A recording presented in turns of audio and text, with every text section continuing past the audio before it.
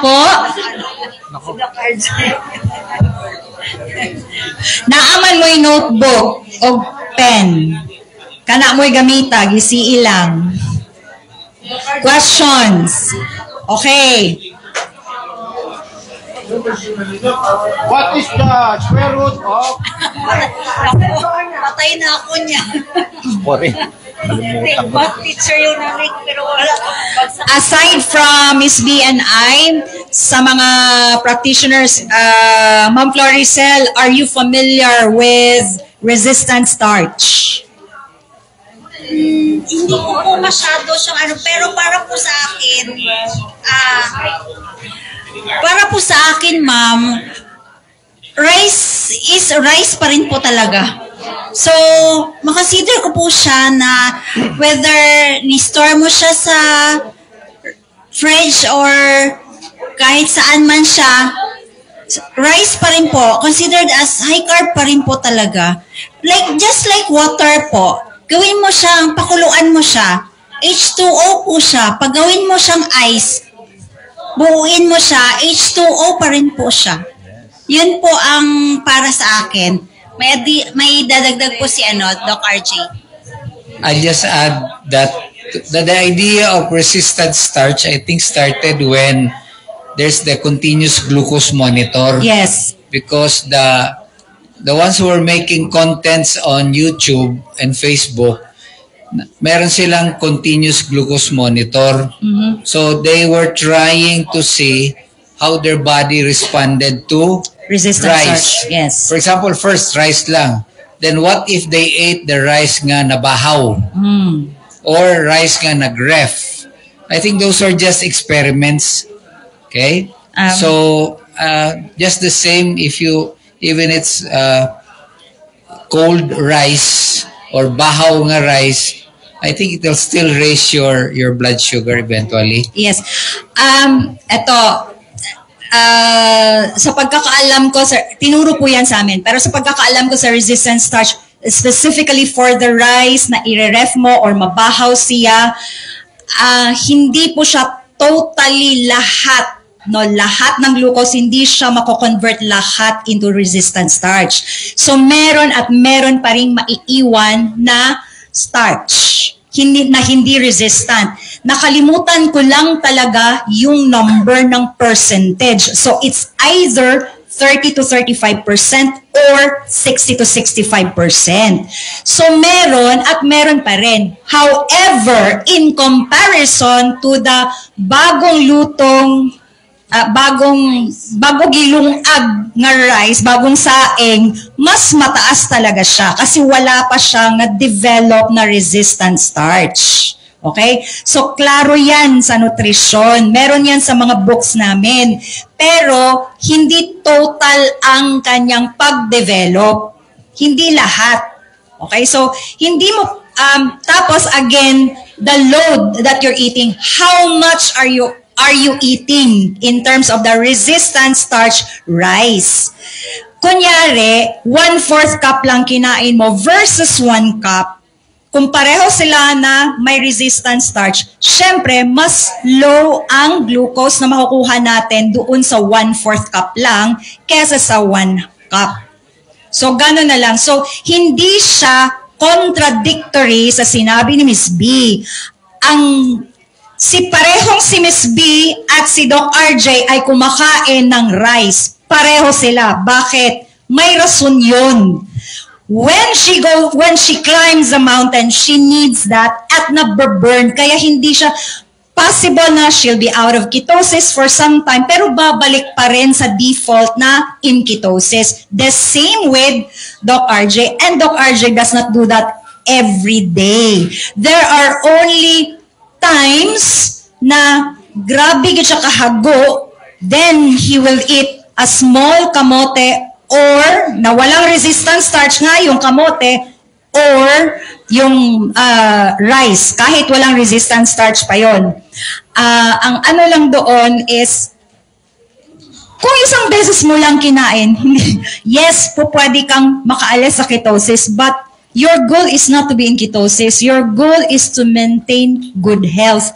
If you do it once, okay lang. Tsaka, mataas kasi ang activity. Ganito kasi yung katawan ng tao when our muscles need the glucose. So, pag rigorous ang kanilang mga physical activity and they will eat the carbs, it's okay kasi yung glucose may pupuntahan. Hindi siya i-store ni insulin as fats.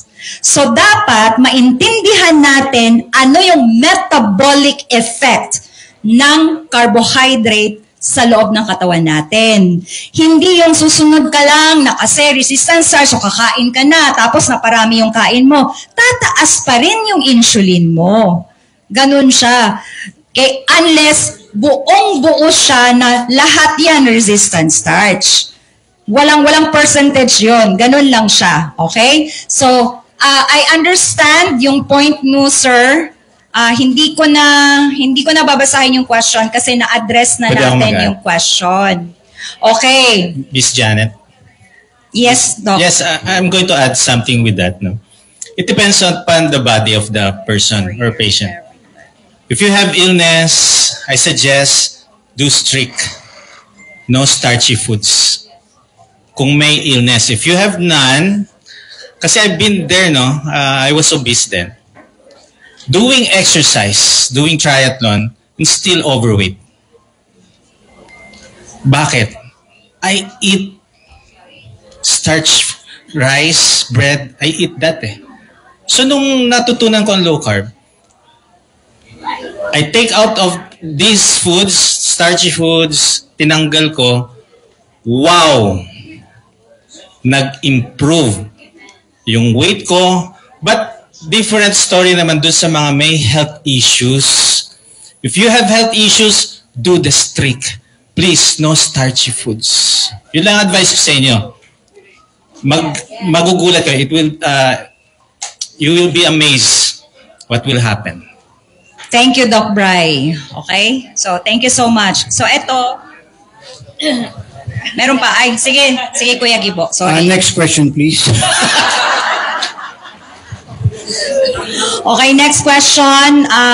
Pwedeng isa na lang muna ang sasagot. Mag-usap na lang kayo. Why is it that, eto madalian na lang, si Doc Arjun na i-address ko nito. Why is it that even some medical doctors do not agree with low-carb concept? Didn't they study the physiology of hormones, proteins, carbs, etc.? Ang sagot nito, preliminary, so kayo na magtuloy, Doc. Ang sagot nito, ang nutrition subject ng mga doktor natin is only 1 semester.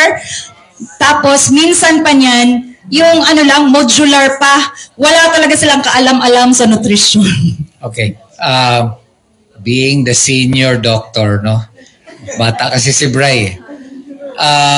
There are very, very few of us.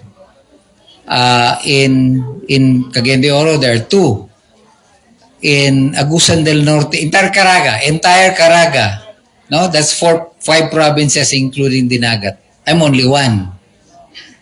Okay, so spotty kami. In Davao, there's 1. Somewhere, there are very few of us because umalis na kami sa religion. Umalis na kami sa kulto. Okay? Look, Brian is a pediatrician but he's doing metabolic health. At least ako medyo malapit because I'm in rehab. When I see you after a stroke or back pain or with hypertension or whatever, pag na-rehab, consult kayo, I can insert metabolic health.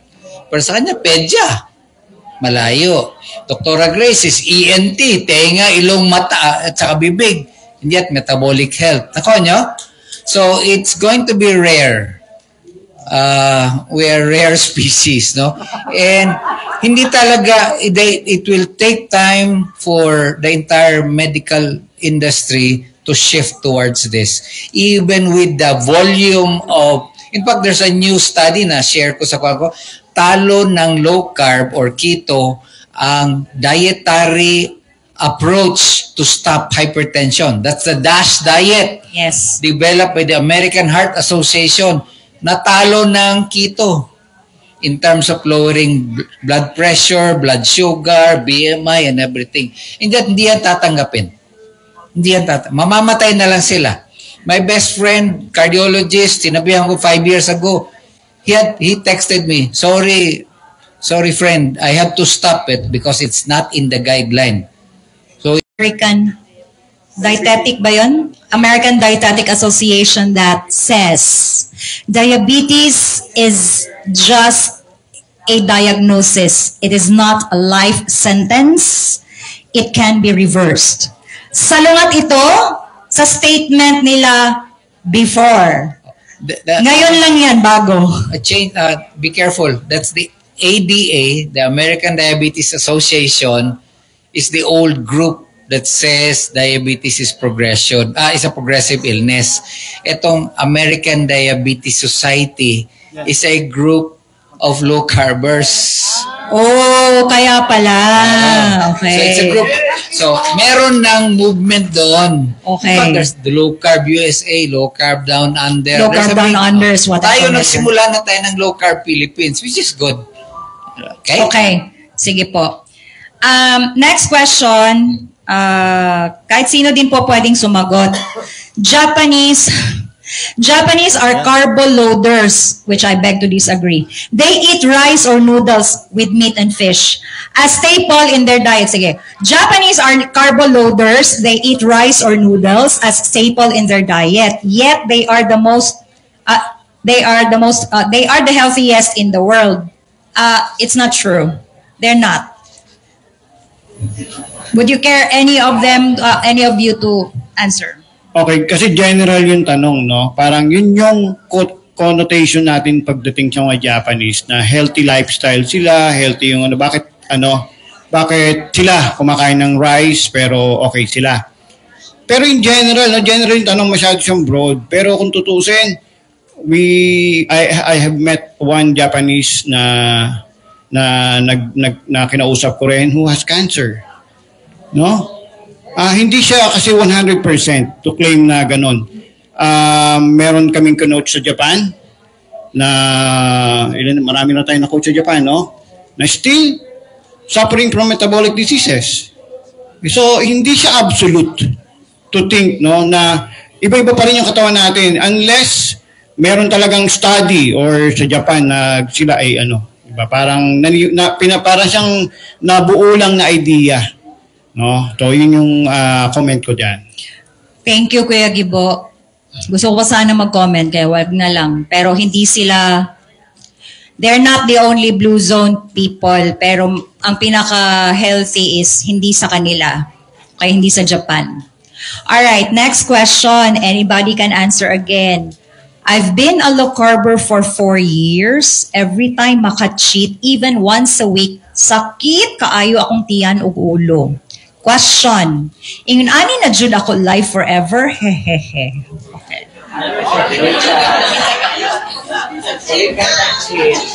In Tagalog, nagbisaya na noon.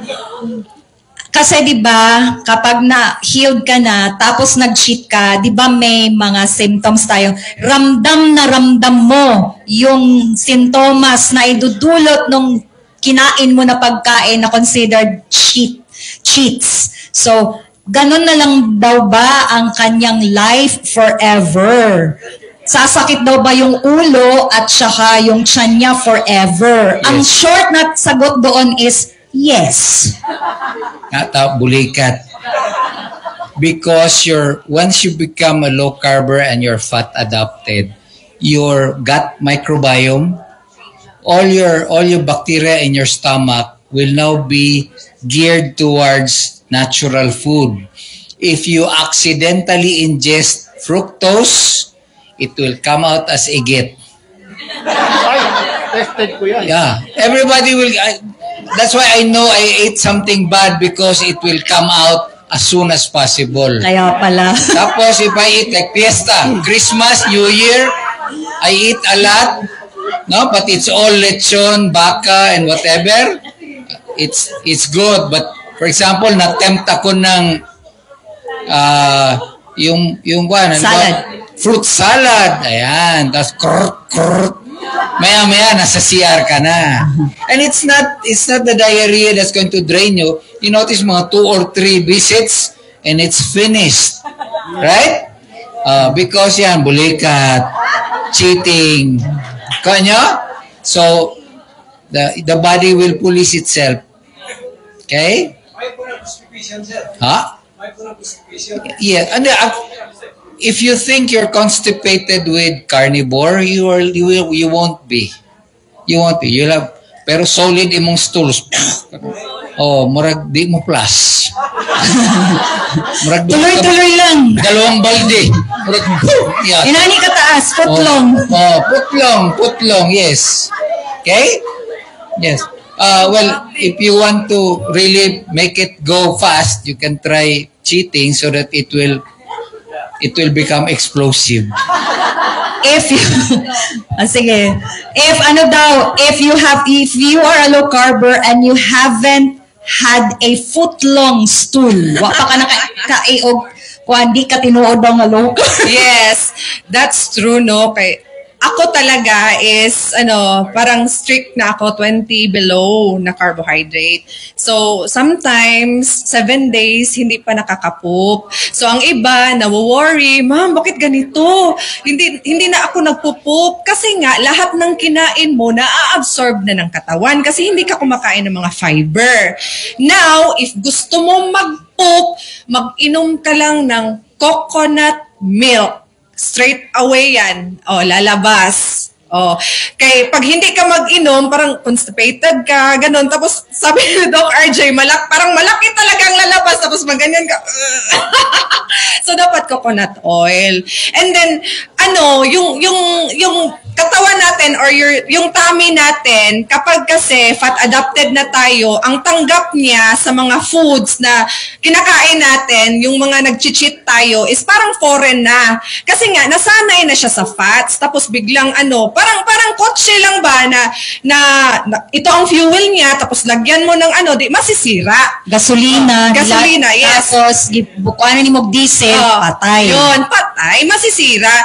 And then, wag niyong na mag-cheating kasi nga, nag-change kayo ng lifestyle dahil gusto nyo makorek yung mga diseases nyo, tapos panay ang cheating nyo, babalik ang problema ninyo. So, sa low carb, lifestyle na dapat. Ganon. Para tuloy-tuloy, hindi ka na babalik ulit sa maintenance. So, kung panay ang cheating mo, baka mas delikado. Yun.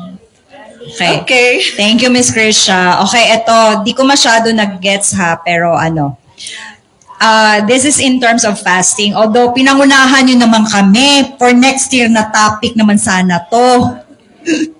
Pero sige na nga lang, in terms of fasting. Sabi dito, in fasting month of Ramadan. So, I assume this is a Muslim who's asking. In fasting, no intake, even water for 14 to 15 hours. As I understand, sunrise to sundown ito na walang no solid, no liquid. Pero pagdating ng gabi, they are allowed naman to drink water and eat. Ang question niya is, is low carb advisable? My short and simple answer is yes. Yes pa rin, okay? Yung tanong niya na follow-up question is, how? Sinagot na yan kanina ni Ms. Krisha. Habang wala pa yung Ramadan, dapat mag-low carb ka na para pagdating ng Ramadan, fat adapted ka na, it will be safe for you to fast even 24 hours. Okay? Yun. Hindi ko naalalawakan yun. Pero anybody would like to add, si Doc Bry, Kuya Gibo, or Ma'am Florissa? Ma'am Janet, so ngayon, anong oras na ba? 5 o'clock. Last meal ko kahapon, 7 p.m. Hindi pa ako kumain. Binigyan ako ni Ma'am Tipi ng lunch at saka yung sandwich. Still naka-fasting. High energy pa rin! So, ayun. Kapag fat adapted ka na, kaya mo ng 1 day, 2 days, 3 days, 4 days, 7 days fasting na walang gutom. Electrolytes, asin, at tubig lang. Yun. Asan yung pagkain mo? Ayaw. Kung akin. Nandun, kompleto pa. Ayun. Doc Bray, may dadagdag pa kayo? Wag na lang kasi para sa'yo to. Addressed to Doc Brian. 27 days na po ako nag-low carb. Tapos, 140/100 pa rin BP ko. Tapos, lagi ako kumakain ng pork meat. Okay lang ba, Doc? Oo naman. Meron akong 50 milligrams na losartan na iniinom everyday. Ang tanong lang niya dun, Doc, okay lang ba daw kumakain siya ng pork meat na kahit 140/100? Yes. So again, the short and simple answer, yes. Ang ano dyan is, why is your BP elevated still? So, there are many factors that produce yung high blood pressure. Yes, narinig ko na dyan. Stress, dehydration, sleep. Yan. Alam niyo Alam niyo pala eh. Right? So, there are many factors that can contribute to high blood pressure. Yes. And ang mahalaga dyan, eat real foods, sleep early, no stress, evade stress, pero ano na Manage yan stress. Oo. And yes, be patient. Trust the process. 27 days. Oh. Parang gusto niyo na agad, ano no? 90/60. There is. I have patient 1 month out of medication na siya sa ano. Kasi nagna 90/60, 85 I have to remove the medication. In 1 month lang yun. So, different body, different outcome din. Okay? Okay. So ito, addressed siguro ito sa doctors kasi medication ang tanong. Pwede rin si Ma'am Floricel. Pero ito, I am a patient with polycystic ovarian syndrome and diagnosed with DM type 2. Along with my medications include taking OCP, oral contraceptive pills to control my hormonal imbalance. My question is, when doing fasting, does it break my fasting, yung pagtitake niya ng OCP, especially when doing long fasting, like 48 hours? Ang sagot ko doon, hindi. Pero the doctors and the pharmacists can... Hindi kayo na po. As long as walang included na mga yung may calories, may added, yung iba may added sugar. Yes, yun yung may calories yan eh. So, it will break your fast. Kung wala naman, I'll just add, it's whoever has PCOS is infertile. Hindi mabubuntis. Bakit siya naka-OCP? Ba't siya naka-pills? No, I know. Ordinarily, OB or gynae will give you metformin to bring down your sugar. Or kasi metformin will tell your liver to not to add more sugar to the system. So, ang gamot lang sa PCOS is to take away your sugar. Eat more meat. So, you don't really have... And if you are aiming for fertility, no? Mas mag-carnivore ka para bumaba ang sugar mo, mawawala ang PCOS mo. Yung PCOS mo kasi is a response of your ovaries to the sugar. Okay? So, you may stop the pills. Okay? Unless, of course, ayaw mo mabuntis.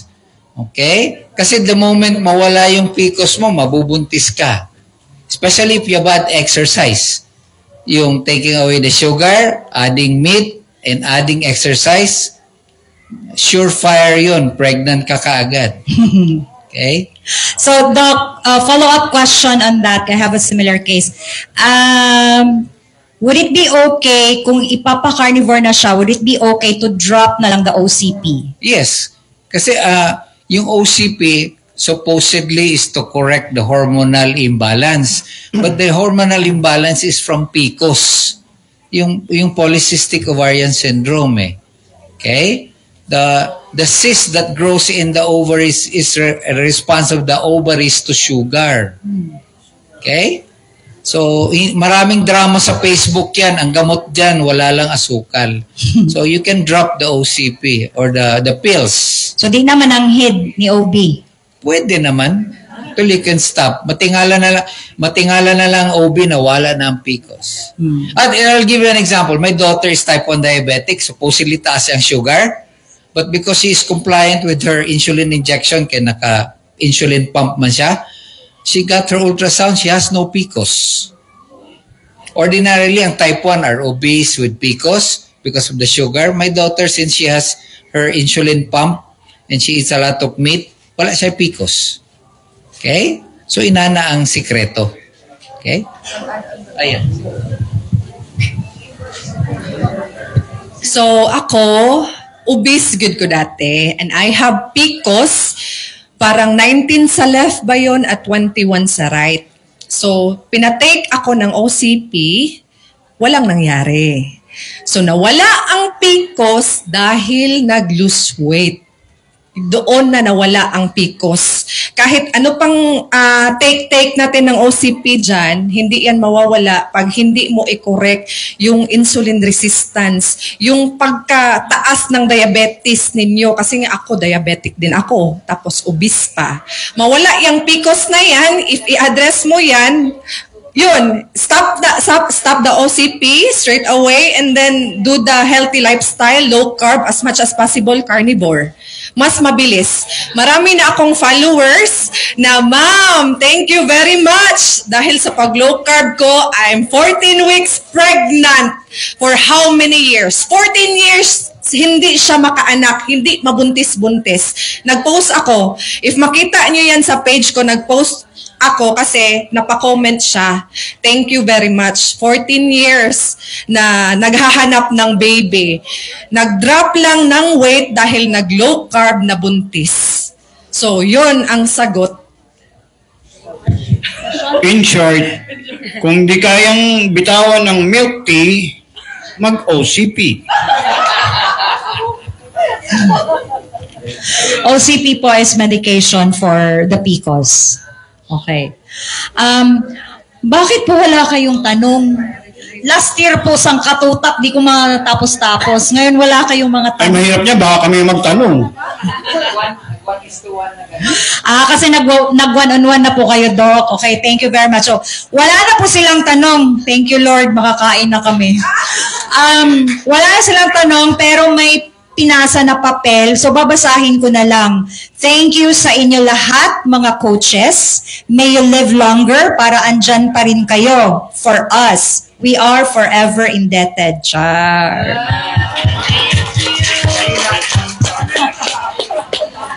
Ay, akala ko Big Bang ending na, may pahabol. Pero hindi, sige pa, kaya pa. Halika, sir.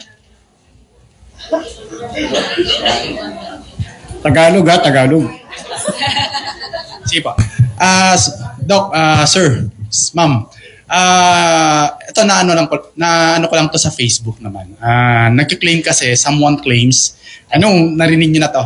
But, is diabetes is irreversible? Ba? Naku, irreversible. Kasi ang sabi nila, low carb daw is masking only. Doktor ba yan? Doktor ba yan? Kating-kating na yung paa ni Brian, no? Sige, Doc Brian. Ay, si Kuya Gibo pala, Kuya Gibo. The age before beauty muna. No. That was before. If you look at the history of diabetes, as early as mga 1700s, matagal nang pinagbawal ang sweets and carbs.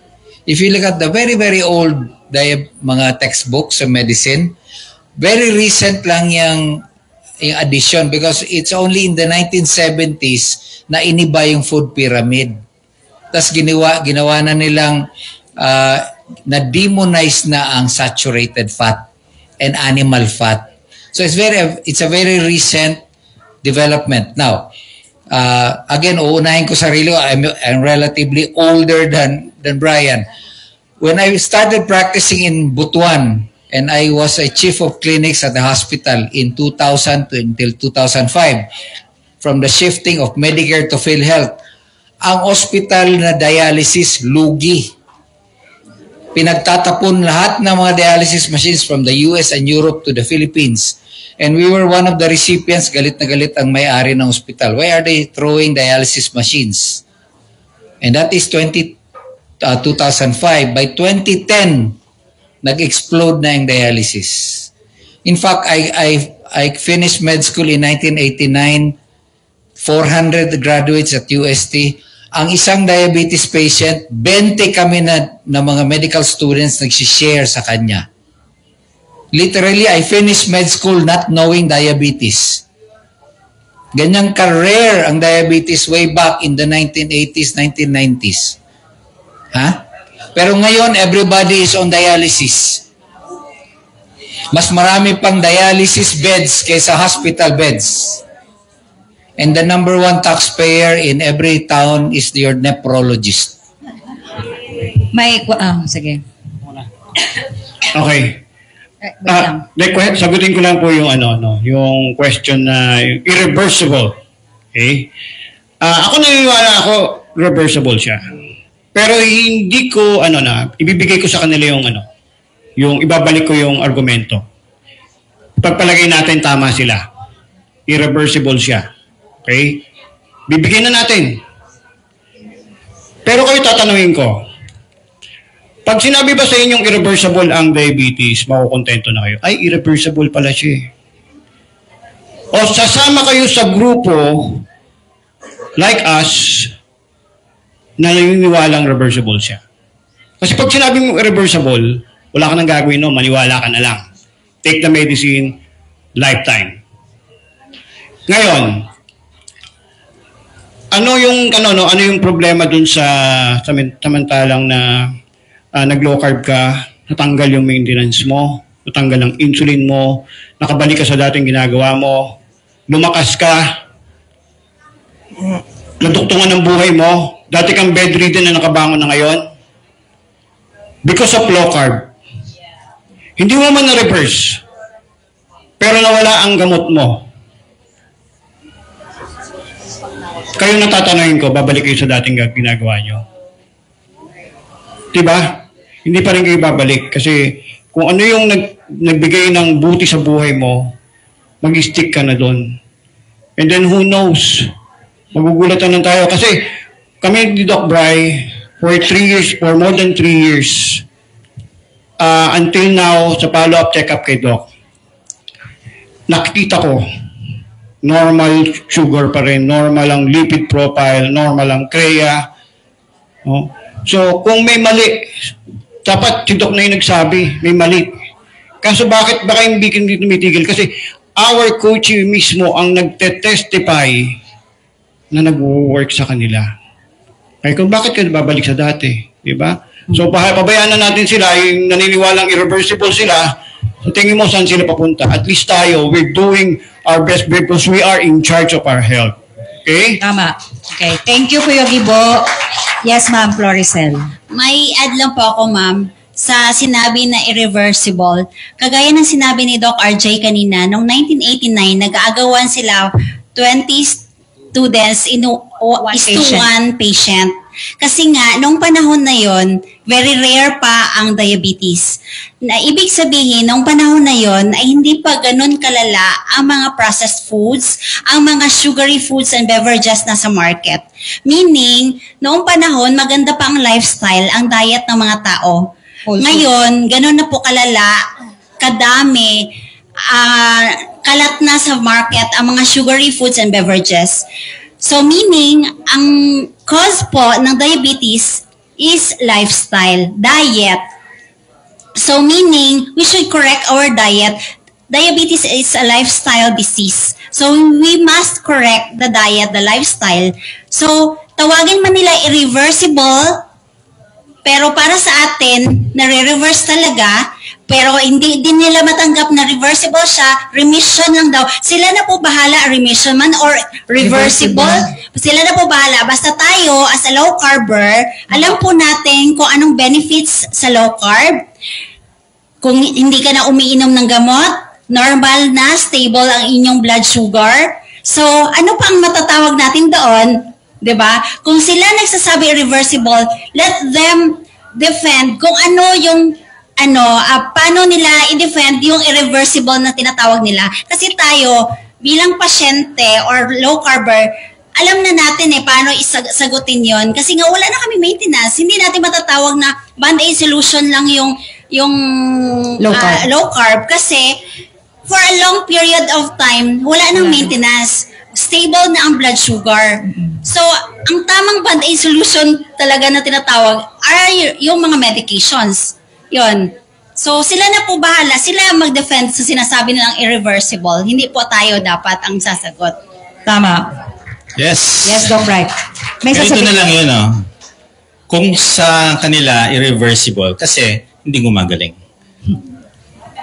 So, pagka sa atin, Gumagaling. sasabihin ko reversible because I've been managing diabetic decades, 2-3 decades of diabetic, 7 years insulin, in 1 month natanggaling insulin, another month oral medication, follow up every 3 months, nakatatlong 3 months pa nga siya.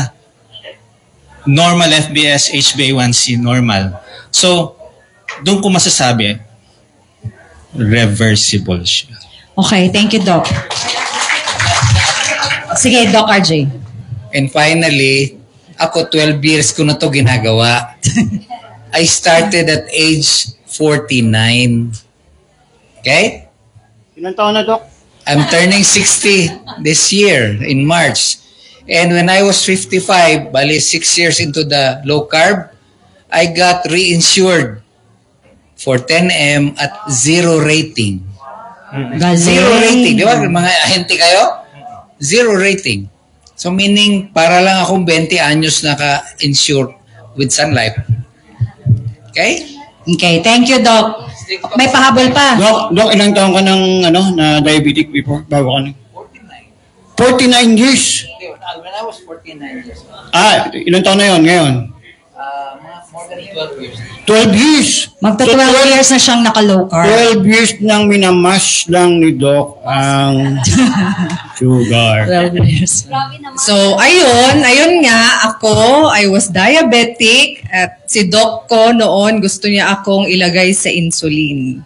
So, guilty ako kasi nga during my childhood days, papunta ng high school, kumpol-kumpol na mga sweets ang kinakain. Hanggang sa nawala yung tonsils kasi nga nagka-chronic na, marami ng inflammations. Hanggang sa nag-give up na ang katawan at naging diabetic. So, maybe before, yung kabataan pa, hindi pa ako nagkaroon ng diabetics. So, hanggang sa, na talaga yung katawan ko, parang naipon na lahat. Naipon na lahat at doon lumabas, mga 2017, 2018, 2019, na nag-diabetic. So, saan galing yon? Hindi naman ako inborn na diabetes. Doon nang galing sa lifestyle food, mga kinakain ko na matatamis. Now na nag-low carb na ako, nawala. Wala ng maintenance. So yun lang siya. Lifestyle change. Ito, highlight ko lang. Ang sabi doon, syempre, kaya bumaba ang sugar is dahil hindi lang sila kumain ng carbs.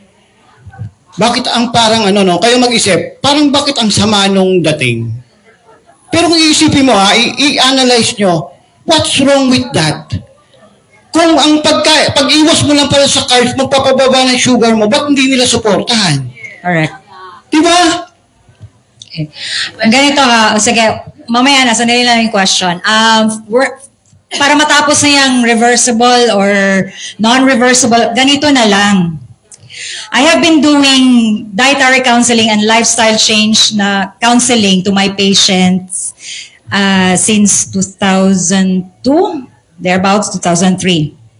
Nag-shift na lang yan, nag-shift na lang, pero it's very frustrating kasi ang doktor magda-diagnose, magbibigay ng medication for dietary management. Tapos ibibigay na yan sa amin. So kami naman, tong tinuro sa college, yan, magko-compute na, ilan ang carbohydrates, ganyan. It is very, very frustrating for us na makikita mo yung mga pasyente mo na isa-isang namamatay. Isa-isang nagkakaroon ng complication year after year after year. Kaya, nung na-discover ko si carnivore and low carb, I tried it first to myself, and then I practiced it pakonti-konti lang sa a few of my close friends na may diabetes, and it was effective. In a matter of 2 weeks, yung FBS na 600, nag 300 agad. Tapos from nag-blind na, in a matter of 1 week, nakakita na, nakadrive na ulit. Okay? In a matter of 3 months, reversed. Ganon kabilis. Hindi ka ba ma-happy as a health professional? Okay, final na lang yan. Hindi na bumalik si pasyente sa akin, okay? So, final na. Problema na nila yan. Kung anong i-comment nila, reversible o hindi. Basta, tayo sa concerned patients natin at saka mga friends and family natin, na-reverse natin. Sa mga naniwala sa atin, wala nang sakit. Ganon. Okay. So bago tayo pagpatuloy yung question, ma'am, sorry, but Miss B is going out kasi may doctor's appointment. So kung may tanong kayo for Miss B, please ask na. Kung wala, Miss B, ano daw po yung Facebook page para i-follow na lang nila kayo? I have yung aking page for sa mga workshop, meron. But you can follow my Beng Legaspi po. Andun. You can watch all the videos if you have any medical condition. Andun din po sinasabi ko kung ano yung mga tamang pagkain na kainin nyo. It's up to you if you want to follow. Pero sa akin kasi is, binabase ko kasi ang diet ko. Kaya na-mention ko kanina, ako kumakain ako rice. But based on GL, on glycemic load. Kasi doon ako nagbabase. Ang GI kasi is glycemic index wherein nagsasabi ang GI gaano kabilis mag-convert ang sugar na kinain mo, kung gaano kabilis mag-effect. Ang glycemic load kasi gaano ba karami. Yun ang sinusundan ko when I eat rice. And I only do that pag umaakit ako ng bundok. Kasi baka hindi ko maakyat pag wala akong calories. Ganun yun. So, pakinggan po ninyo. You can follow me sa Beng Legaspi pa. If you want if you want a meal plan, a customized meal plan, kasi I'm doing some meal plan para sa mga iba kong student na doctors sa Cebu na nagtayo din ng cafe. Ako gumagawa ng meal plan ng mga pasyente nila. So, inaano nila. So, if you want, if I have a spare time, I can make a meal plan for you. So, okay na po. Thank you so much. Palakpakan muna natin si Miss B bago siya umalis. Thank you so much, Miss B. Kita na lang tayo next year ulit o kaya pag nakabisit ka ulit ng CDO. Okay. Bago ko ituloy yung thank you, Miss B. Bago ko ituloy yung Q&A, meron pa tayong isang question. Just would like to acknowledge our low carbers from Dipolog. Ang layo pa nila. 8 oras yan nag-travel. Si Ma'am Quintina. Thank you so much for coming. She's 90 years old. Bye, Sir Owen. She's 90 years old. Wow. Low carb, tapos ng carnivore, tapos ng ketovore. Okay, so, ayan. So, mas worse siya dati. Okay, ma'am. Your time to shine.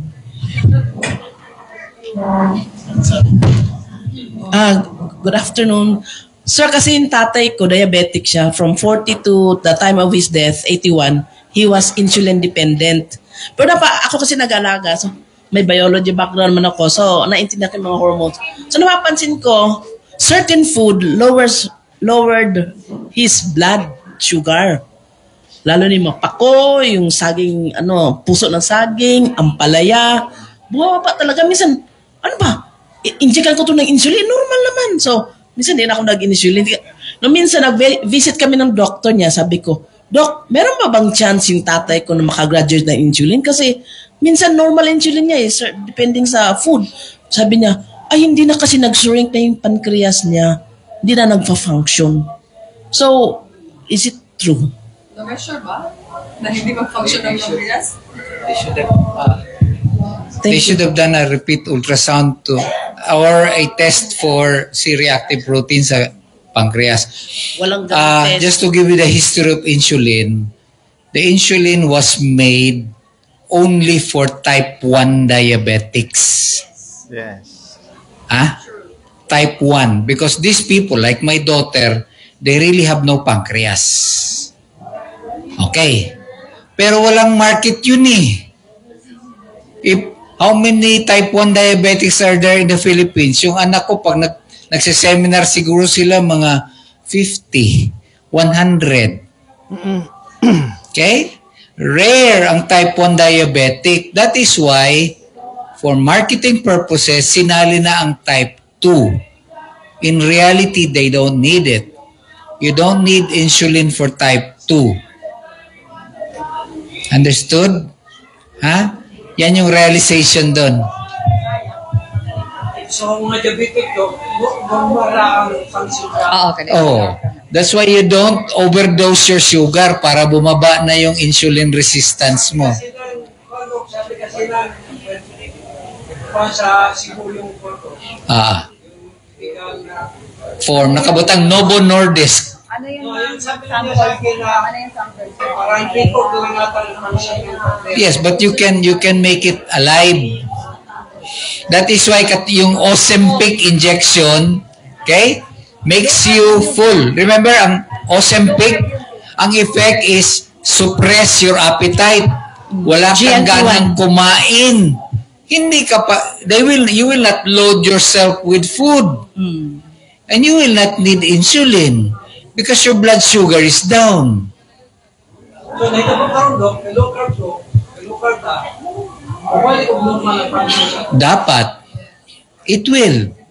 Because you will not burden, nag-shrink na siya because you burden your pancreas with too much insulin production. Di ba sa lecture ko, hyperinsulinemia. Yes. Sige, trabaho. Pero pag, example lagi, why does Ozempic work?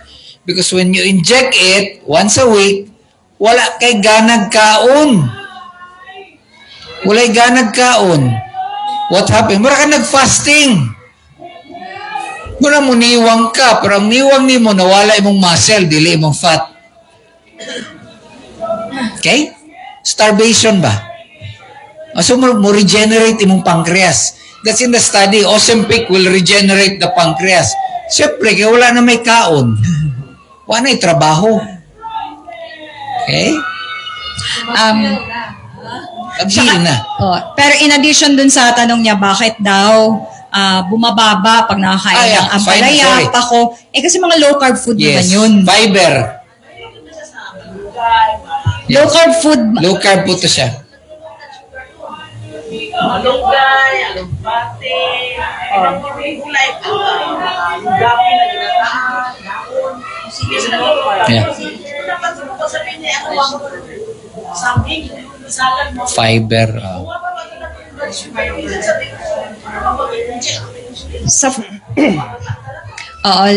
Ganito, sa list of foods, there are general concepts na ito nakakababa, ito walang sugar. So, ito walang sugar. So, it should not raise up your insulin.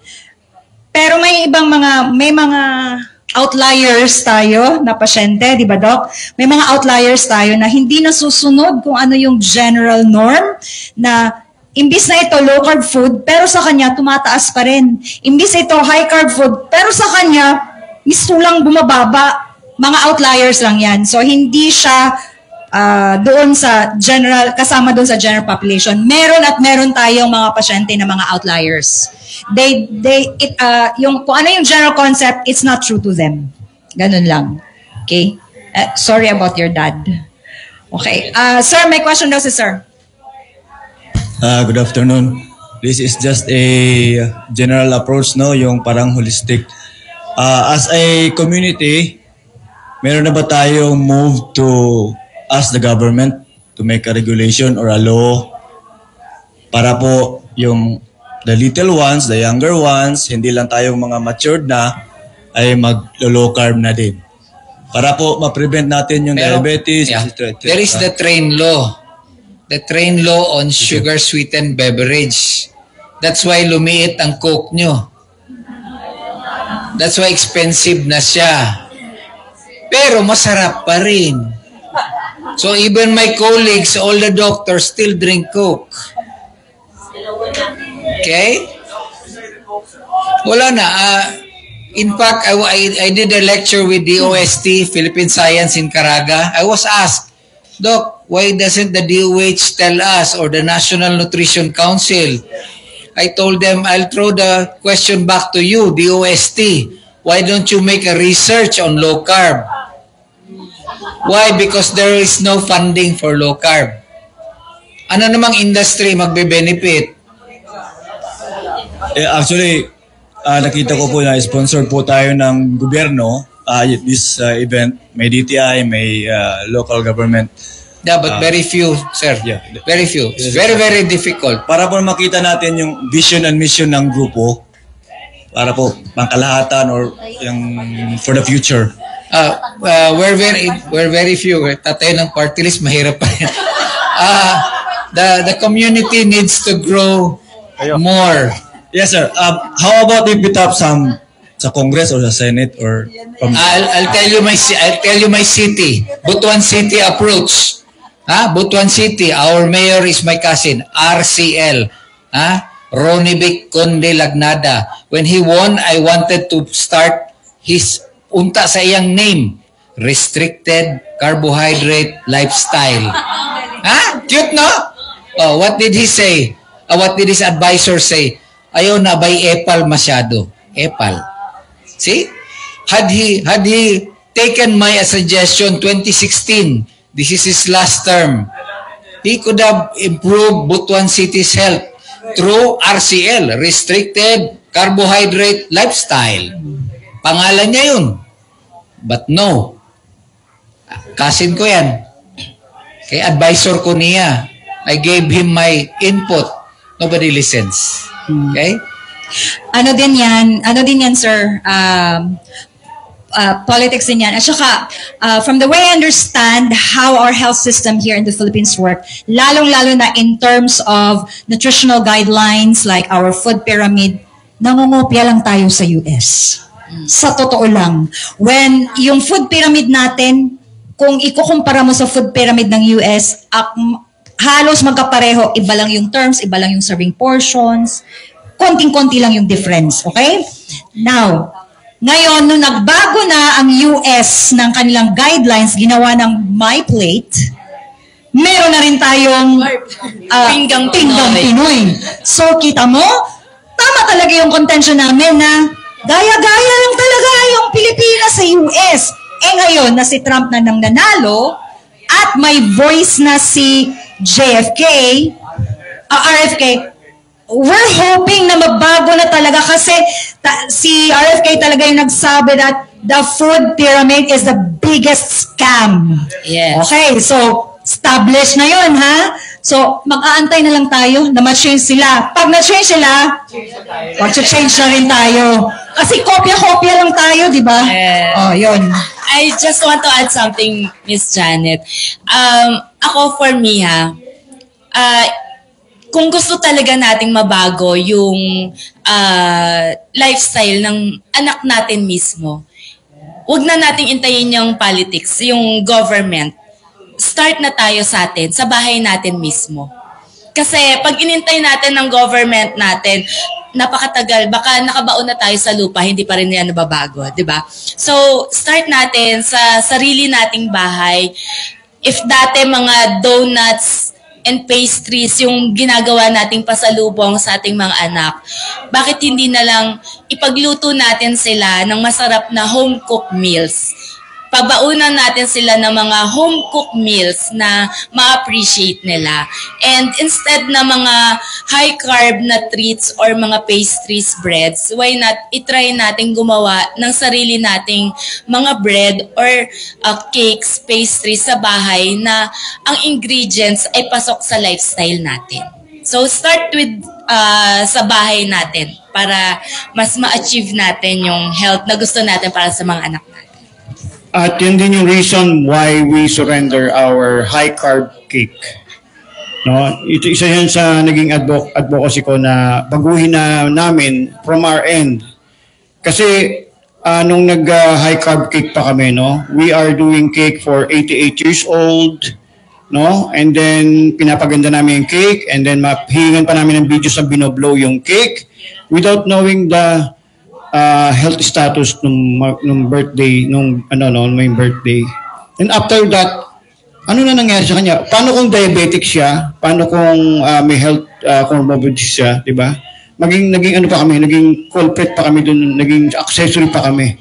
No? So that is the reason sinurrender namin yan, yung mga high carb cakes namin. No? Kaya, yun lang. May add lang po ako. So, yun po about politics. Kasi nga, di ba, yung health, politics pa rin yan. So, hindi na po siguro natin kailangan, like for example, yung binanggit nyo about sa Congress, ganyan-ganyan. Siguro in our small own way, through the word of mouth, even sa mga birthdays, merong mga lamay, merong reunion, even mga small talks, katabi mo lang, pinsan mo, pwede kayo mag-share. Just like sa case ko po, isa po ako sa mga board of directors sa subdivision po namin. At marami po doon sa board of directors are doctors. Tapos, eto nakakatawa, instead na sila yung magtuturo sa amin or sa akin, dahil pharmacist lang naman ako, sila doctors, nabaliktad. Sila ngayon nagtatanong sa akin, Sel, okay ba tong ano? Kasi ang mga doctors ngayon, ng mga friends ko, nag-practice na din ng low carb. Yun. So, sila din siguro na-realize nila na yung mga vlog ng mga low-carb vloggers or doctors, na-realize siguro nila na may punto tayo. Yun. Kasi lagi ko sinasabi, ang paniniwala, at sabi din ni Doc RJ kanina na luma na yun yung mga pinag-aaralan. Kahit kami, nasa mga medical course, MedTech, RT, PT, mga luma na po yung mga textbooks namin. So, kailangan i-update na talaga. Kaya, yun, kasama na po ang paglo-low carb, sana ma-adapt po nila. So, kahit mga small gatherings lang, pwede po kayo mag-share. Yun po. Add ko din na kaya natin to ginagawa, itong mga low carb conference is in our own little way, baka sakali, marinig tayo ng mas malalaking grupo para mas maipakalat pa natin yung ating lifestyle. So, in God's perfect time, diba? Baka makuha nila. So, ayun na nga. Also, masasagasaan yung food industries. So, kung lahat maglo-low carb, wala nang sakit lahat, wala nang mga commercialized na pagkain, wala na masyadong tax. Wala nang gamot. Wala nang gamot. Walang funding. Kaya, napakahirap niyan iakyat sa Kongreso. Doc RJ, baka ikaw na. Napakahirap. So, tayo ngayon, ganito, conference muna until such time lahat na ng mga Filipino ma-open na ang mind. Kaya lang, ang isang dyan, marami pa ring mga doctors na nasa sistema. Hindi makawala-wala sa sistema. So, ayon ang natin dyan, problema. So, hindi nila matanggap-tanggap. May ego sila na-reverse lahat ng mga sakit dahil sa low carb. May mga doctors, may mga friends ako na doktor na kahit anong sabi ko sa kanila, ganito, ganyan, parang lang sa kabilang tenga. So yun, at least nag-try ako. Bahala na sila. Ayun. And si Ma'am may tanong yata. Hello everybody and thank you for the coaches to be here. Nakakatawa, I have a lot of downloads from the hindi pala masarap pala na kumain ng maraming karne. And to transition to my question, I have a special need child and he's nonverbal. Let's learn that. And with their last laboratory, super taas ng uric acid. So, naloka ang nanay. And I don't know how to adjust his diet kasi very picky na eater yung condition niya. Uric, liver. I saw a symptoms because I got a question from. I think the problem is he's nonverbal. So assume How old po? 12 years old daw. Well, non-verbal. Really? Yes. Ako munang sasagot kasi ako yung may autistic child na bit-bit ko kahapon. Okay. Pero carnivore na siya. Carnivore, kasi stop Ilang eating months na? rice by 6 years old, stop eating rice. Ilang so 6 years na siya nagka-carnivore. Ngayon lang tumaas yung uric acid last year. Nagpa-check ka ulit Naka-schedule na next month. pero wala pang result. Wala. Pero sa tingin mo, wala siyang kinocomplain na bubu or something na pag ginaganyan mo yung kanyang fingers, umaaray, wala naman. But let's take yung behavior niya lately. I was thinking, I don't know if it's the silent seizure, I don't know if it's the pain, I don't know kasi can't talk. So sa laboratory niya, uric acid lang ang tumaas. Marami, coach, however, kasi ako with my bare eyes, with my bare knowledge. So, yun na parang, hala, ang bata pa niya, bakit mataas? So pag 24/7 kang nakabantay sa kanya, alam mo talaga, monitored mo lahat ng kinakain niya. Yes, kasi kami nag-prepare. Raw meat with just salt, walang magic syrup, walang vetsin, or is it dirty carnivore? Dirty carnivore. Ayun, there's your answer. Kasi nalasa, like that. Yes, oo. So yun. Tinatanong ko yung time frame. Kung 6 years old pa siya, hindi kumakain na ng rice and no other carbohydrates. So basically, okay. So it's a pizza. It's not the meat. It's the pizza, it's not the meat. My son is not, hindi, kasi nga autistic, ang hirap i-discipline, lalo na pag non-verbal. So, sa akin naman, hindi siya fully non-verbal. Nakaka-express naman, pero may apraxia, may mga ganun. Anyway, kung plain meat lang talaga kinakain at nag-shoot up yung uric acid at wala ng ibang indication sa laboratory, walang pain na nararamdaman, walang problema.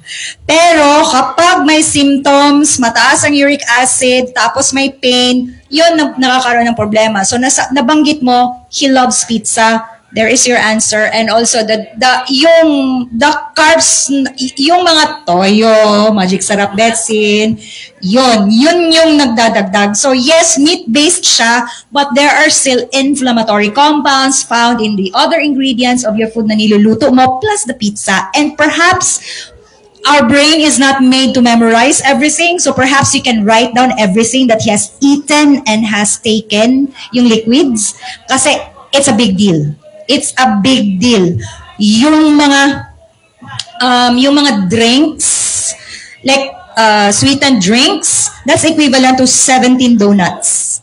Yung isang ganyan, di ba? So kung sasabihin mo na it's because of the meat, no, it's not. It's not really talaga. Napag-aanuhan lang kasi sila ang... Tapos ganito, walang uric acid ang meat. Ang meron sa meat is purine, which is converted by our body into uric acid. But meat alone, basta hindi lang lamang loob, medium in purine yan. So, hindi pa rin siya makakapag-cause ng ganyan kataas na uric acid. Siguro, Coach, bakit ba ako nagtanong? So, I'm curious as to how do I manage him? Kasi medyo, combine na kami na approach and all. Dumating ako sa point na frustrated na. Of course, it's always there. Out of love and life. So, lumpia wrapper, nilagyan ko ng pinrasos ko yung malunggay. Okay. I don't know kung it will help, but I have to try it. Chef Grace, meron ba tayong low-carb version ng Chef Grace or Ate Tipi? Meron ba tayong low-carb version ng lumpia wrapper? Or kung gusto nyo baka meron kayong alam na recipe na makashare. Sa mga lahat na magtatanong, ay si Ma'am Sel, baka meron siya. Kasi ang perfect na diet for autism is ketogenic diet. So it's 20 and below. You don't have to let him go carnivore, but of course, carnivore is better kasi zero carb talaga. But yung pizza, you have, kung gusto niya talagang pizza, then you can, swap it with a low carb version, or there is a carnivore version for that. You can search that on YouTube. Masarap pa ang low-carb version nun. Kasi masyado siyang cheesy. Okay. So, si Ma'am Sel, Regarding lumpia wrapper, meron po akong ginawa na dati, lumpia wrapper, siguro early 2023. Yun, made of siya, egg white. Egg white, tapos merong xanthan gum and coconut flour. Ko po sa inyo, ma'am, isi-send ko yung link, pero baka meron sila ni Ma'am TP din. Hindi ko po alam. Ano po, first of all, thank you po sa speakers na nandito, as participants po na nandito. Thank you for coming here from different places po. Alam po namin yung pagod ng biyahe, alam po namin yung gutom po, maliban po dun sa nag-oomad. So thank you so much for the speakers po at saka yung mga participants. Regarding po sa recipe po, depende po talaga sa kondisyon ng recipes is based on anong pwede sa inyo at hindi pwede. So McQueen's is developing almond flour kasi may mga allergic ng coconut flour. We're developing coconut flour kasi may allergy sa banana flour. So, hindi po kami one-sided lang sa ingredients kasi may allergic reactions po sa katawan yung iba't ibang ingredients. Kung hindi po kayo sigurado po talaga, meron po tayong mga medical na mga doctors, na mga nutritionists or pharmacists na mas may alam po sa ingredients. So for us, yung stand po namin sa ingredients is depende po kung anong hiyang sa inyo. Yun po siya. Kasi even po yung sugar, hindi po namin alam kung even po may substitute yung sugar namin, yung iba pong diabetic nagsa-spike po talaga yung blood, blood sugar nila. So, depende po sa katawan ng tao po talaga yung ingredients ng low carb po. So, yun po yung stand ko sa ingredients ng keto tsaka low carb na mga ingredients. So, yun po siya. May add lang ako sa uric acid. 2/3 of the uric acid comes from our body, not from the food. 1/3 lang, minority. Majority from our liver. So usually in-excrete yan through our kidneys. So tingnan natin yung water intake ng bata. Baka naman hindi na ito umiinom or dehydrated. Pwede. Yes. Usually, if there's a high uric acid, no symptoms of inflammation, I do not give medication.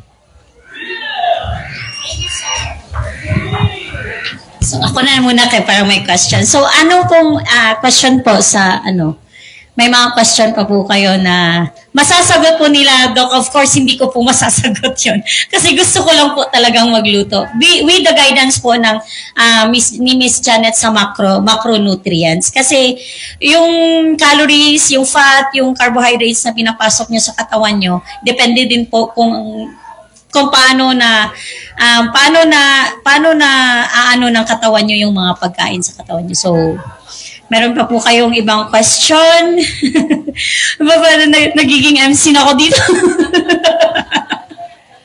May add-on ako doon sa lumpia. Kasi nga, yung kapitbahay ko, gumawa siya ng parang low-carb version. So, ang ginawa niya, itlog lang talaga. Itlog lang, tapos very low heat. Mix mo lang yung itlog, asin, and then low heat, siguro 1 or 2. Kung ano kayo, tawag dito yung electric. 1 or 2, tapos hayaan mo lang siya maluto konti. Konti lang ilagay mo. Konti lang talaga. Parang wrapper talaga siya. And then, she made it for me. Nilagyan niya lang ng dabong, tapos saka beef. Ayun lang. Yung Be creative lang. Kung may tayo na mga bata, you have to experiment. Marami sa YouTube, marami si Ma'am Floresel. Meron din ako. Yes. So be creative, try, lalo na para sa mga kids nyo na may ganyan na po yung, for example po, yung 4th child ko is lactose intolerance. So bawal po talaga siya ng dairy. So gumawa kami ng bread na no eggs and no milk. Not to exclude the kid na, kumakain ng bread, but ako hindi pwede. So they cannot understand bakit pwede kumain yung ibang kapatid ko sa akin hindi. So, yun, kung ano po yung hiyang po talaga na ingredients, mas mabuti po if mayroon kayong health conditions, kayo yung gumawa ng pagkain nyo.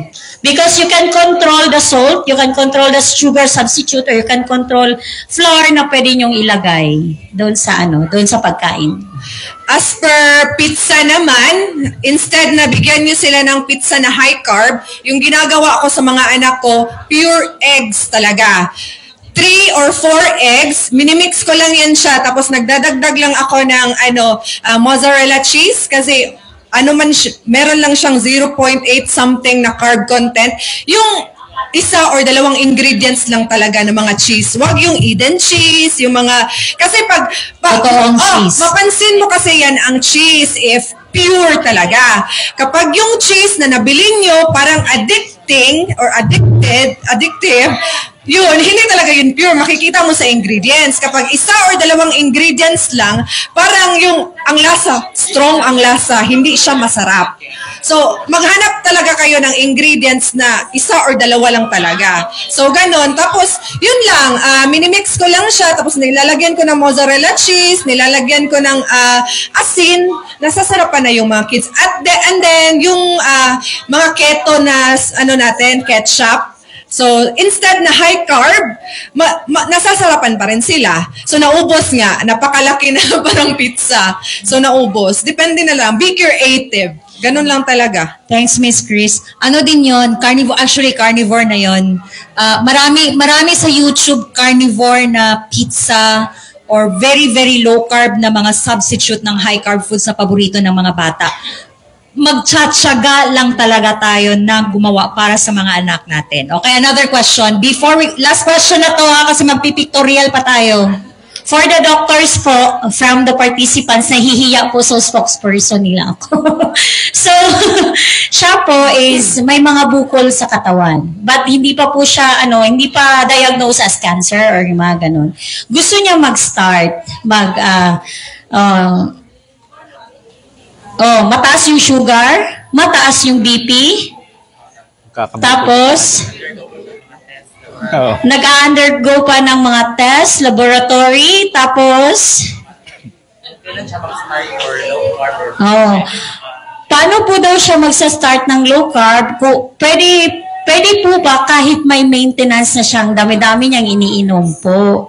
Yun yung talaga kasi natatakot po siya na baka anong mangyari. Kasi may mga bukol po daw siya sa katawan. Yun yung question niya. Na, ano po daw yung pinaka-baby first step na pwede niyang gawin? Yung parang hindi siya sa doctors po, yung tanong. Basic, all processed food, all sugar food and drinks. Yan yung first step mo. Then unti-unti, yung mga starchy foods, yan, tatanggalin mo na rin yan. So, unti-unti, kung ang bata mo, kaya mo yan. Hindi, siya po. Sino? Si Mami po nila. How old? How old are you po, Mami? 62. Kaya yan. Sus, bata pa. Very bata. You can do it strictly. You can do it. So, pwede na po ba daw siyang mag-start? Yes. Alam nyo, time is very important. When you have health condition, start now. Pero pwede, while nagsa-start po daw siya, pwede po, while starting, i-continue lang po daw yung medicine, di ba? Yes. Continue. So... May shortcut ako doon. Dun sa how to basic start. At litong-lito, natatakot. Opo. Yun kasi yung feeling ata ni Mami. Shortcut na magpa-consult ka kay Doc Brian. Yes! Chat mo na! Bigyan namin kayo ng confidence to start. Yes! Ako, Doc, paano ko? Madali yan. Doc. Okay. Okay. Meron pang last po daw. For patients with spokesperson na talaga, high thyroidism, bawal daw po mag-lift weights. Totoo po ba yon? Bawal po ba daw mag-lift ng mga weights or exercise kasi? Okay. Hyperthyroid? Hyperthyroidism? Hyperthyroid? Oo, opo po daw. No, ang hyperthyroid lang naman mabilis ang metabolism mo. If you lift weights, it will still improve you. No, yung katawan mo. But for hyperthyroid, meron naman silang gamot to suppress the production of the thyroid hormone. So walang connection yon. Pero hypo or hyper, nasisira ang bone. Nag-osteoporosis, whether hypo or hyper. So more reason to do lot of weightlifting, resistance training. Ano yung baby steps po, Doc Renato? You have to start with basic body weight training. Hanapin mo yun, marami yan sa YouTube, mga body weight training followed by calisthenics. Yes. Huwag mo na kayo magbuta sa barbell at dumbbell. Yung mga gym na yung mga... Pag sinimulan mo bukas, meaning sa May ka pa mag-dumbbell. So, February, March, April, free weights ka muna. Push-up, sit-up, yung mga ganun. Mga squats, lunges, and so on. Okay po. May... baby step, magpa-consult kayo kay Doc. Yeah! Or kay Doc Renato, chat niyo po yung page niya. Nandun po sa logo namin. So, may add ako, baby step. Lahat ng mga processed foods, mga sweet foods talaga, tanggalin na yan. Yes. And then, do the general low carb. Unti-untiin ninyo, kung natatakot kayo, unti-untiin ninyo ang pagtanggal ng mga carbs. And then, very important na magpakonsulta kay Doc Bri, kay Doc RJ, kasi bawal mag-DIY. Yun nga, bawal mag-do-it-yourself. Kasi nga, instead na makatulong sa'yo, hindi mo alam yung mga ginagawa mo, marami kang gamot. Kapag nag-do-it-yourself ka, baka mapasama pa. Yung hypertensive po daw, pwede po daw mag-lift weights? Yes. Okay. May Doc Renato, yes daw po. Ano pang question po, iba? Okay po, ano po yung question? Sige po. Hello Doc, good afternoon everyone and all listeners over this room. I am also a low carb, ketogenic diet with my own. That was 5 years ago. So, nagniwang and everything. Pero ang BP is taas gyapon siya, Doc. So, here comes, naabot ang time nga, any diet ako nagisudlan. Naabot sa time at the age of 57, nagka-fatty liver ko. Every 3 months, I don't care about the expenses. Mato jud kog Cebu just to visit my doctors. And how many times I ask sa iya na, unsa gyud ang kuan, ngano di jud mawala ang fatty liver? Which is gisagot na ni Dr. Bri ganina and thank you. Pero I want to share this one. Ang ako naka-decision kong mag-low carb through sa Habinis family from Dipolog City. Kay best friend man ako ang iyahang sister. So to make it short, dili ko magkadimao nowadays kung without the proper dietitian at the same time nutritionist, which is Ma'am Janet Almasin. So I would suggest to everyone, katubit ang daghan kay question about it, dili man gud ta pwede mag-DIY. Kasi let's say for example, moyaw-yaw tag electrolytes. What are those electrolytes? Ang sakto nga timpla. Like ang Epsom salt, lahi man ako understanding anak before. O kanang cream of tartar. Kasi kasi wala jud na ako nadungog anyone nga nag-discuss about electrolytes, gidiscuss ninyo, pero walay nobody naghatag og formula. How? Kasi there are a lot of kanang electrolytes in the market which is dili siya clean. Kumbaga, DIY nato, naisakto nga formula. So, Doc, I would suggest, dili ba day mo pwede, kamo nga mga low carbers for 3 years, 15 years, especially sa imuha, Doc, nga inyo na lang i-advise ang mga pareha namo nga mukuha na lang pod og kanang nutritionist, dietitian para magkadimao pod me. For at least 3 months, Ayun na, sorry. sorry na, Tagalog. Sila po, hindi sila. Ay, sorry. Kasi ang gusto ko, sorry po ma'am, kasi ang kailangan talaga dito, pag nagsalita kayo ng electrolytes, bigyan nyo sila ng formula. Pero since limited lang yung time natin, hindi natin magagawa. So I'm so thankful for Ma'am Janet. She's my nutritionist. Ang ga-advise din sa akin, si Adon Habines from Dipolog. At first, hindi talaga ako dyan. Tawa-tawa lang ako ng ganyan. Sabi ko, galing naman ako dyan. Ketogenic, hindi na ako nagano. Yung ganon. So, walang nangyari. So, the time on na meron na si Ma'am Janet, at least, meron na siyang result. Okay. So, yun lang, sir. Kasi, nag-exit na daw tayo ng time. So, kung kanina pa lang, sana nagsalitan lang pala ako doon. So, pwede ba yun, Doc, na kayo mismo ang mag-recommend?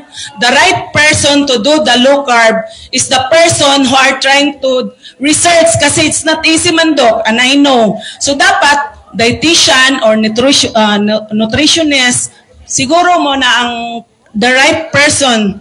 Kaya kung through your experience, Doc, murag, it's my idea lang, Doc, ha? To make it short, kung rare na mas rare pa sila. Isaragon na siya dire Tibok Mindanao. Oh, yes. So you're looking at work. Kami, at least I tell you, in this island, there are how many of us? But in this island, si Sierra, in fact, the other lady there, bago rato nga convert, R&D gyapon to. Na-notice nimo, it's quite difficult. Okay. That's why, don't expect us to give you formula. And we're doing it easy for now because there are very few people to pass you on to. It's only my idea, Doc. Kasi nakita ko kasi kung ano yung yung flow. Kasi started 10 o'clock this morning. So, we ended up 6 o'clock where in fact 5 o'clock we finished na. Pero because of a lot of questions na sometimes ang Dipolog mismo, ito siya na I think listen na. We are very few people of us here. That's why we're slowly building this up. We cannot create it because isa-isa man ta. Opo. No, that's why we're doing it on a general aspect. That's why you can go check Dr. Bray and Gibo because they're doing it as coaches. Yes. Okay? We're trying our best po talaga. Murag tinabanga pa in Bisaya or pwede po tayo magbayanihan. To share the post ni Doc RJ, post ni Doc Bray, post ni Low Carb Pharmacist, ganun po. Lang po ako, ma'am. Yung sinasabi ni ma'am, isa pa din po kasi, parang in general lang po yung mga dinidiscuss lahat kanina, from Doc RJ hanggang sa pababa kanina. Kasi, pagka ang po kasi natin doon, punto natin doon, i-address natin yung sa patient, per patient, kasi iba't iba po kasi ng issues per patient Opo. So kung magbigay tayo, ito yung formula ng electrolytes. Yun. Tapos hindi pwede sa kanya. Si carnivore, si ketovore, iba-iba. So, dapat kasi personalized kasi ang paglo-low carb. Hindi siya kagaya ng traditional way of treatment na may diabetes ka, metformin, may ganon. So, kung may budget po kayo, magpa-coach po talaga kayo para well-guided.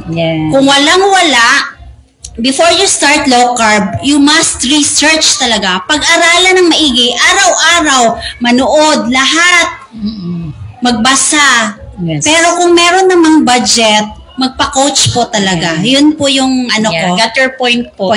Thank you for that. Thank you to clarify po. Yes.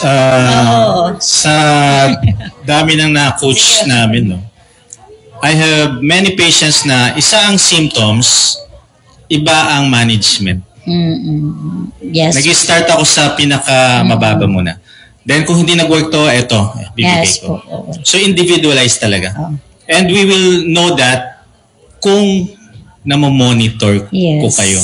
Kung hindi, pa rin ako, questionable kung ano yung gagawin ko. I need to monitor you daily. Hope that's answer your question. Yes, individualized. Yes. Personalized. Yes. So, other questions po? Or last na yun, parang time out na pala. Ako mamaya po, dami akong question. So, ngayon po, to those na naiwan po, baka gusto nyo po pa-picture sa mga speakers or group pictures na lang po para mas madalian po. So, Come in. Come on down. yes, thank you so much for everyone. Thank you for coming here in Cagayan de Oro City, and thank you so much for making this event successful po.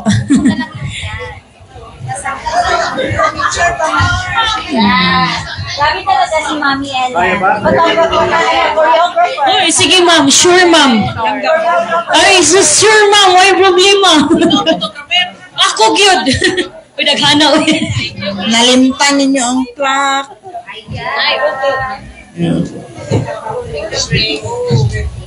Sir Chicks. Sabi. Ikaw sa plaque.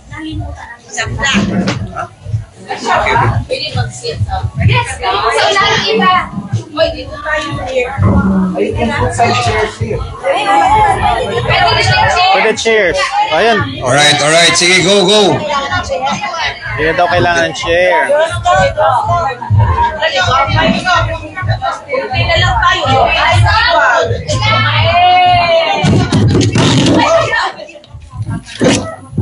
Sige, everybody there. Ako yung cellphone ko. Tingin nyo lang. 1, 2, 3. Hi. Okay. Alright, while your pictures are being taken, alright, I will like to acknowledge, right? Thank you. So, isa-isahin ko na lang, alright? This plaque of appreciation is given to Gilbert and Shirley Salvador. Right?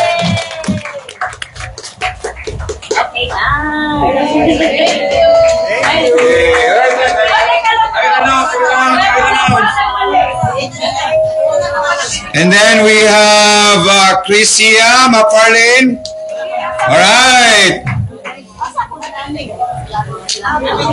And then, alright. And this one, of course, our resident, Miss Janet Almacen. Thank you. Alright, and then Dr. Brian Castillo. Thank you, Doc. And then Miss Floricel Ayaw, thank you so much. And then, of course, Doc RJ Villanueva. Yay!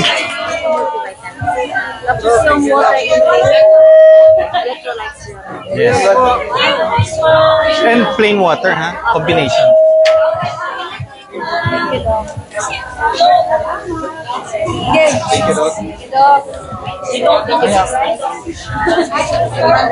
Doc Brian, thank you for coming. Thank you for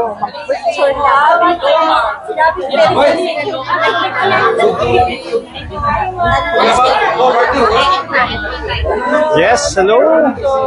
Now, successful ang ating second, no?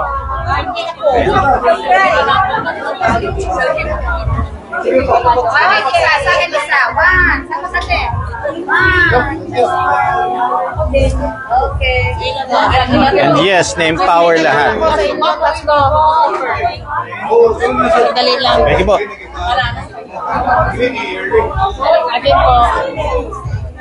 Thank you po. Thank you, Doc. Last